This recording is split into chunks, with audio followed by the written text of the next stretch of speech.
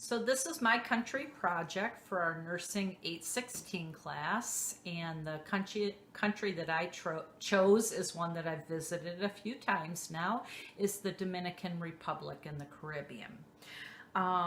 What I chose to go over with you is about the Dominican Republic's health system that they have there. In the 1990s, they had large, over here. They had, in the 1990s, they had large economic growth. However, they had poor population health needs, particularly their access to care was poor. The services that were provided were very suboptimal. And then the adequate insurance for those that did have insurance coverage, their coverage was not very adequate. A couple things on the services provided. The care in the hospitals is so poor in some of the areas, not in the capital area.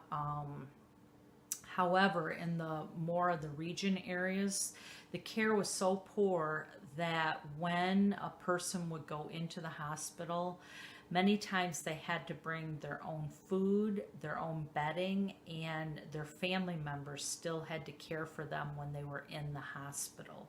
So the conditions were definitely not to the expectations that you would want of any country. So in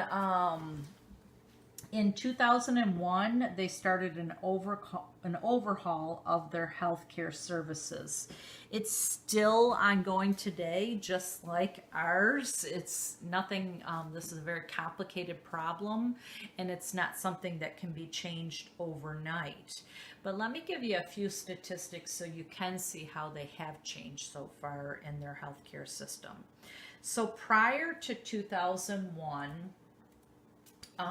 you'll look at this chart here, and 24% was government funded, which was very poor services that they received.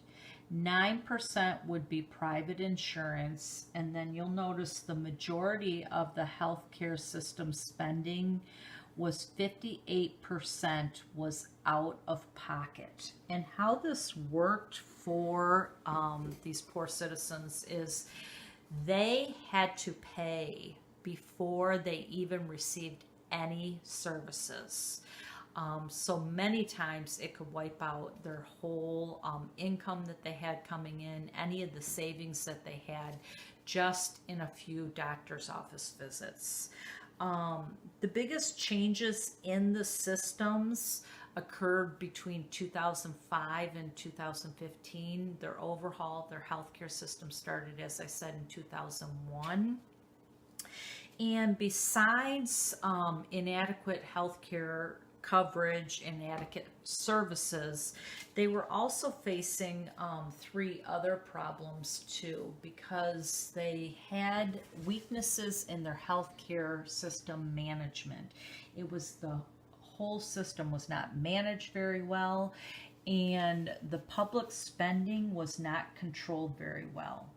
So when they looked at redoing and overhauling their healthcare system, besides increasing access, making conditions and their services better, they also wanted to look at structural change in the financial model, particularly at the first level, to improve the quality. They wanted to look at how they were budgeting things because it was not effective. And they also wanted to empower, motivate, and to make accountable their healthcare staffs in the different regions so that the care could be provided better. So those were the goals that they set out. So besides just better care for patients, they also had to relook at the whole system and particularly how they ran it. And what they started doing, and this did not start until 2007, is where they broke it down into three different regimens of how people would get access to health care and how things would be changed. The first one is the contributive regimen. This is when this healthcare services were funded by public and private workers and their employers. So how this, and this did include employees of the state. Okay, so the state would also set up their own contributive regimen with their workers. And what they did was each individual company would contract with different hospitals, different physicians, and basically they would set up their own clinic. So the employer of a business contract a physician, nurses, and they would set up a clinic then that all the employees and their families would receive their health care services from. So it's kind of similar to as employees here in the United States, we get insurance and that covers us when we go to a doctor's visit. In this case, basically, they would pay the doctor and just the employees and their families would go right to the clinics to be cared for. The second type of regimen was the subsidized resident, and this is financed solely by the Dominican Republican state, and this was for the poor, the unemployed, the disabled, and the indigent. This is similar to our Medicare and our Medicaid programs we have here in the United States. And then the third regimen that they set up was the contributive subsidized regimen. This was financed by individual professionals that were making more than the minimum wage. So that was the big difference between the contributive regimen and then the contributive subsidized regimen. Is these people usually made more, and their employers did not subsidize, rather the state did. So this was the employee and the state made into this third regimen. So these were the three regimens they set up, along with looking at budgeting differently. They were looking at their supervisory functions, their financial functions, and their coordination functions. So all of this, what this went to is now in the Dominican Republic, their funds, as I stated, they're being driven in different ways, so that now the healthcare coverage in 2017, only 27% of their population had healthcare coverage. 2009, almost 40% of the population had coverage, and in 2015, 74% of their population had coverage. The other thing that they went to was they went to a performance-based pay scale.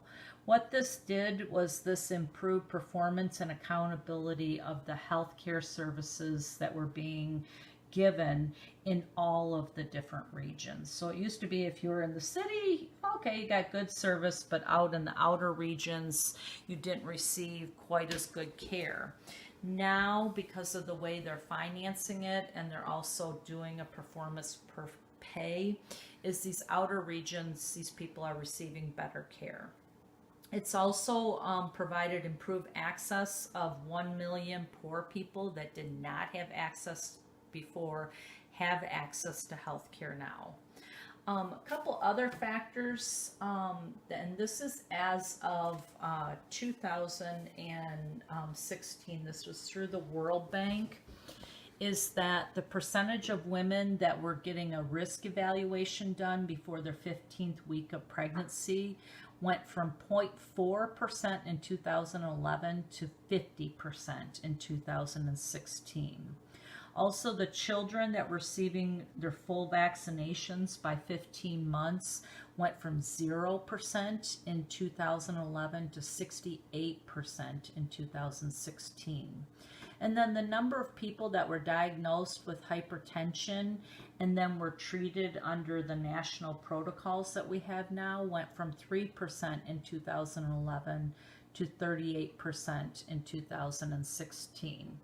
And then the fourth thing is they've had improved prescription coverage for first level problems, but what's really improved is they're able to see the patient back within 48 hours to see if the new hypertension medication is working or the diabetic medication.